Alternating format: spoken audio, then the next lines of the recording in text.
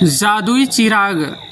बहुत समय पहले तीन दोस्त थे, जिसमें से हाथी, मगरमच्छ और जिराफ एक जंगल में साथ रहते थे।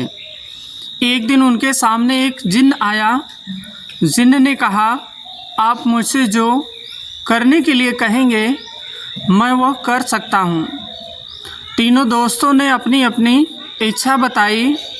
हाथी ने कहा, मेरी सूंड बहुत लंबी है, कृपया मुझे एक छोटी सूंड दे दो। मगरमच्छ ने कहा, मेरे पैर बहुत छोटे हैं, मुझे लंबे पैर चाहिए। जिराफ कह रहा है कि काश मेरी गर्दन छोटी होती। जिन्न ने कहा, ठीक है।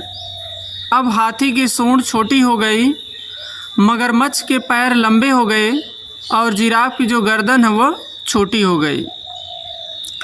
हाथी बोला, अरे नहीं, अब मैं पानी अपने पूरे शरीर पर नहीं डाल सकता, मैं गन्ना भी नहीं खा सकता, मेरी लंबी सूंड ही अच्छी थी।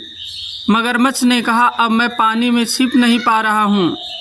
जिराफ ने कहा, अरे नहीं, मेरी गर्दन इतनी छोटी है कि मैं लंबी शाखाओं तक नहीं पहुँच सकता, कृपया हमारी मदद करें जिन्न, हमारी मदद करें, हम ऐसा नहीं बनना चाहते हैं। जिन्न ने एक बार फिर सबकी इच्छा पूरी कर दी और सब पहले जैसे हो गए। कहानी से सीख। इस कहानी से हमें यह सीख मिलती है कि प्रकृति अर्थात ईश्वर द्वारा जो भी चीज़ें बनाई गई हैं, जो भी चीज़ें हमारे इस संसार में दी गई हैं, वह ईश्वर के द्वारा बहुत ही सोच समझ कर दी गई हैं। उसके साथ हमें कोई भी शिकायत या छेड़छाड़ नहीं करना चाहिए, बल्कि वह जिस रूप में है उसी रूप में उसे स्वीकार करना चाहिए। धन्यवाद।